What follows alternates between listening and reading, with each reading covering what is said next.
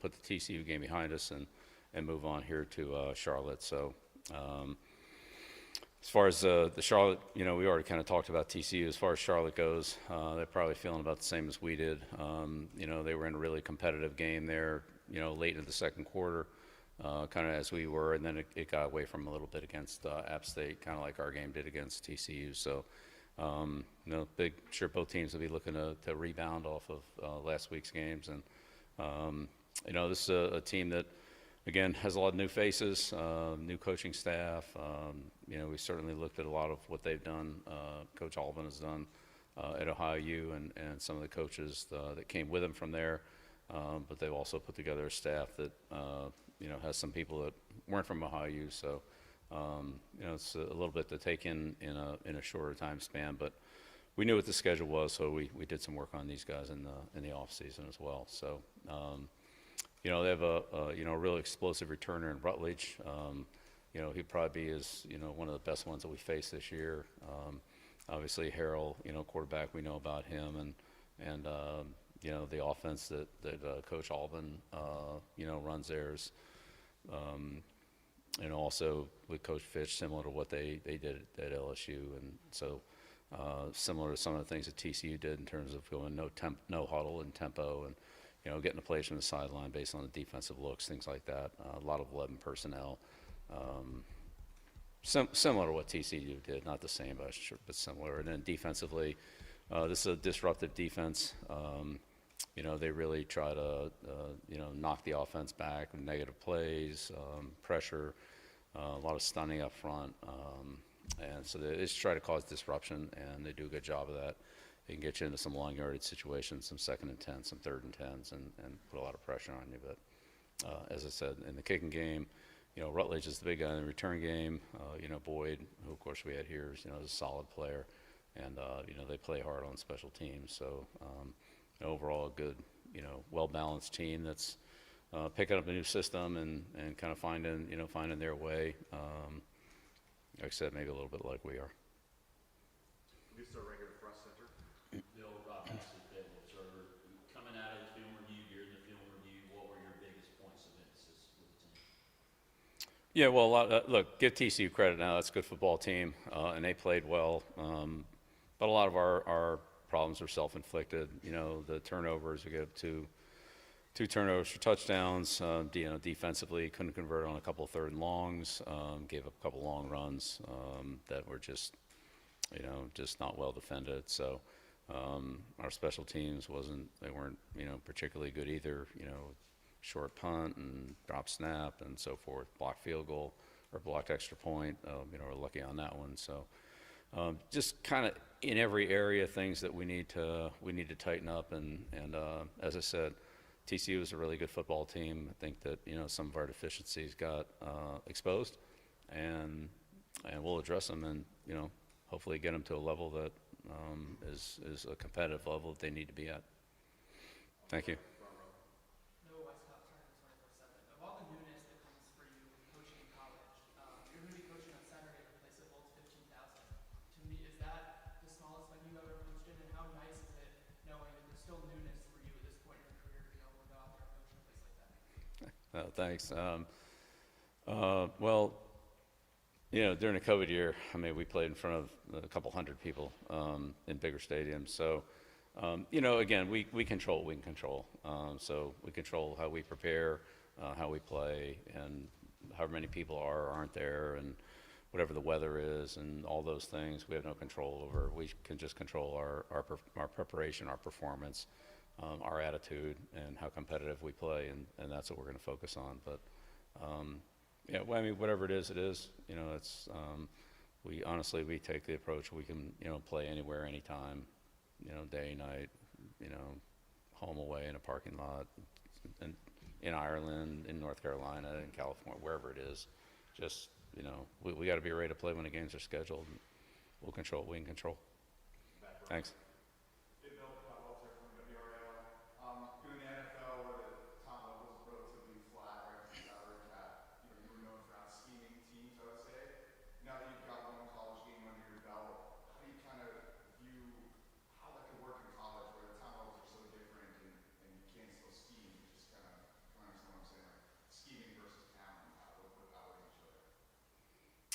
Well, I think as a coach, you always try to do what's best for your team, period, whatever that is. So you try to put the players in the best position you can put them in. That's your job as a coach. And so that's what I've always tried to do is give my players an opportunity to go out there and play well and do things that they're confident in doing and capable of doing. So I'd say based on Monday night, and I need to do a better job of that. But that's always the goal is to let the players look. Players win games, and we have to put them in position where they can be successful. And so we'll do that to the best of our ability.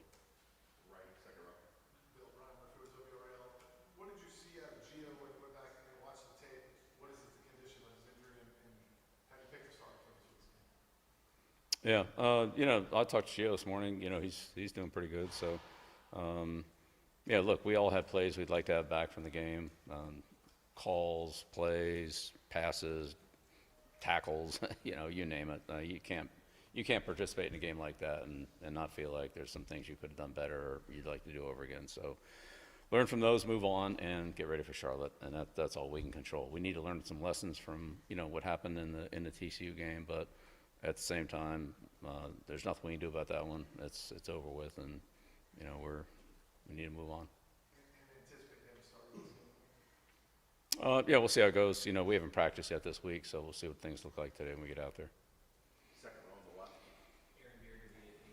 Yeah. You mentioned about getting better and technique, coaching, and all these things, but I'm curious, how do you address morale? I realize it's one game, but I would imagine for the guys, it's kind of a shock to the system the way things unfolded. Morale, confidence, those things, how you might address that. Yeah, well, every day is an opportunity, and every game's an opportunity. So, we have a competitive group, and I'm sure we'll embrace each day we have to get better and improve, and on game days the opportunity to go out there and play. Front row on the left, coach. Adam Smith inside Carolina. Yeah. Bill, from the other night defensively, it seemed like a bit of a struggle to get a consistent pass rush for you guys. Like, what would be your overall philosophy in blitzing with this particular group of players that you have? And do you feel like you might have to just start adding guys to the mix to get more pressure? Well, it's always hard to talk about rushing the passer when you're behind. It's a lot easier to rush the passer when you're ahead. So you get in a bunch of pass rush schemes when you're behind and they don't throw the ball, then you just expose yourself to running plays and different gap blocking schemes and so forth that might not necessarily be good against some of those pass blitzes. So look, the best pass rush is when they're going to pass, and if you can dictate those situations, then that's when you should be able to put your best forward in terms of individual pass rushes and also scheme rushes based on their protection schemes. So when you're playing from behind, you don't get as many chances to rush a passer. You got to make them count. But even when you think you have them, they don't really have to throw because scoring situation.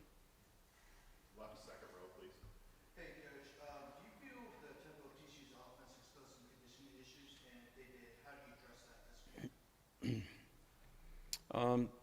Yeah, I think it was more their execution than the tempo. I don't think the tempo was that big of an issue. But they do a good job with it, and we try to disguise things, but they look at where we are and based on their formation, and then try to pick out plays that they feel like are good against what they're seeing from us. So it's a little bit of a cat and mouse game there, but it is what it is, and if that's the style that the offense wants to play, then we have to play to that. It's what we expected. We'll definitely see some of that this week, but I think it's really more of the execution. I don't care what defense we play. We have to tackle better. We have to defeat blocks better.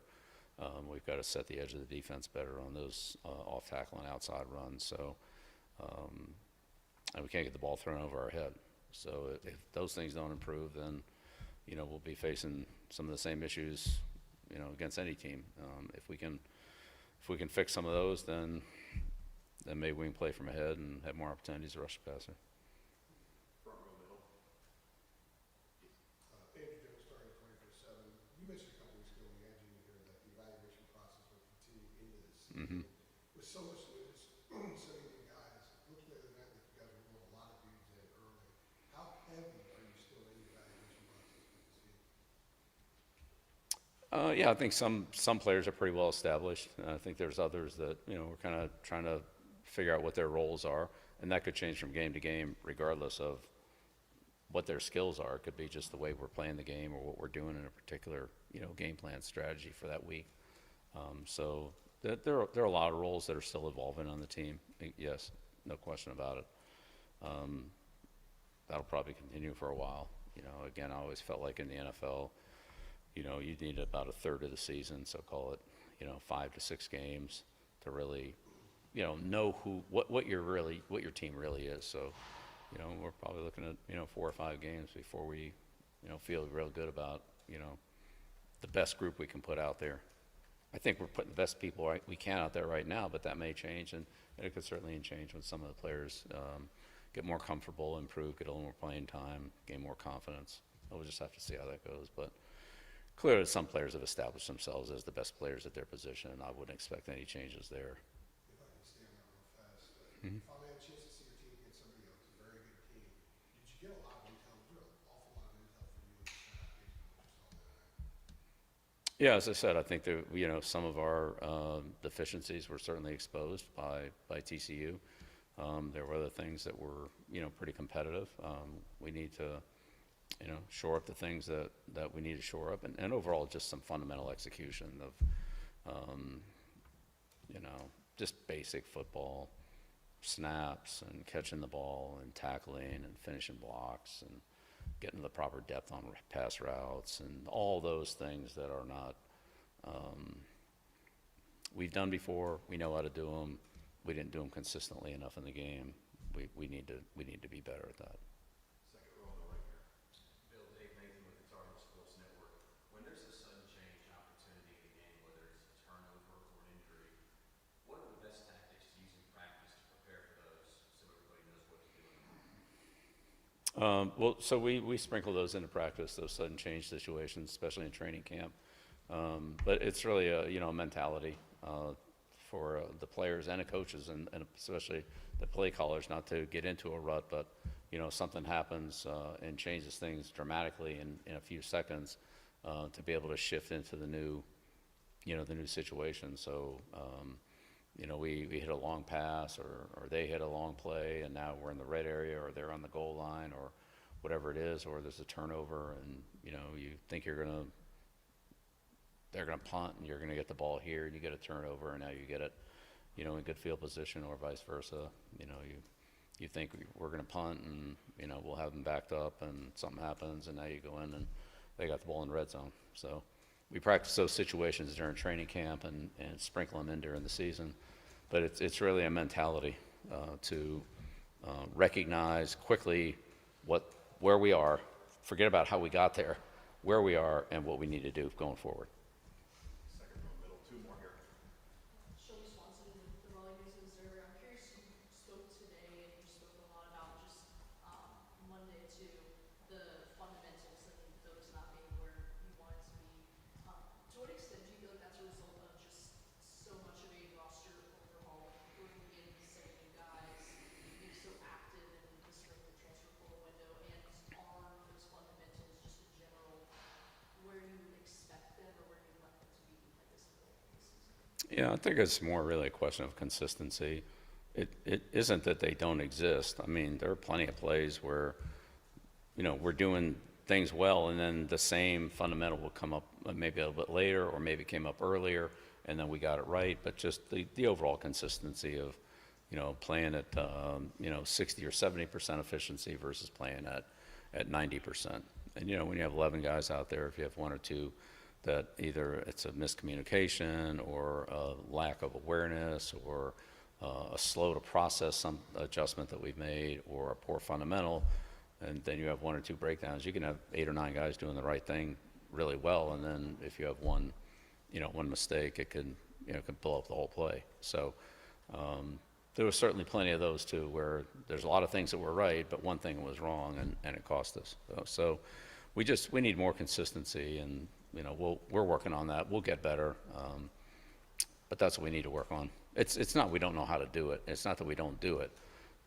There are just some breakdowns, and I'd say schematically we need to as a coaching staff, do a better job of finding the things that each of our individuals players do well and try to play more into their strengths as they become more apparent what those are, or conversely, not put them in situations that aren't particularly favorable to them. Try to avoid those. We can do a better job of that too. So that part of that's on us. And then really quick, just to follow on that, is part of that too just the, again, you said it might take 5-6 games or so?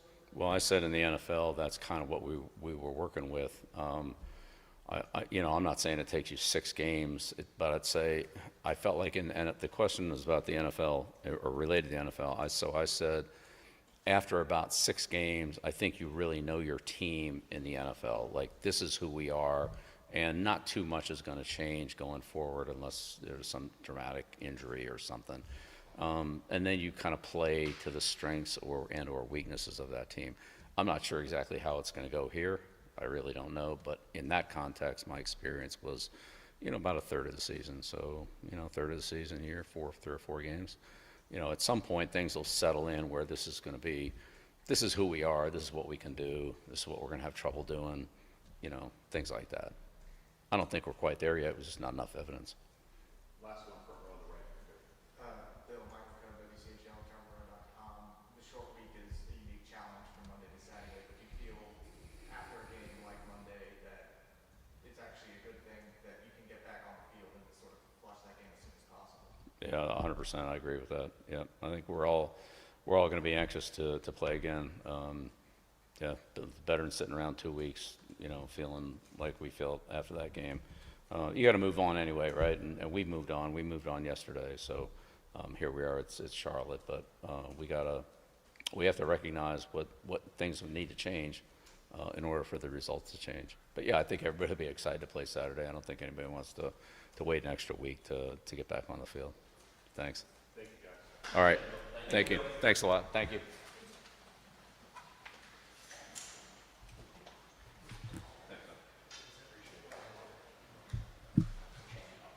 He was checking, didn't he?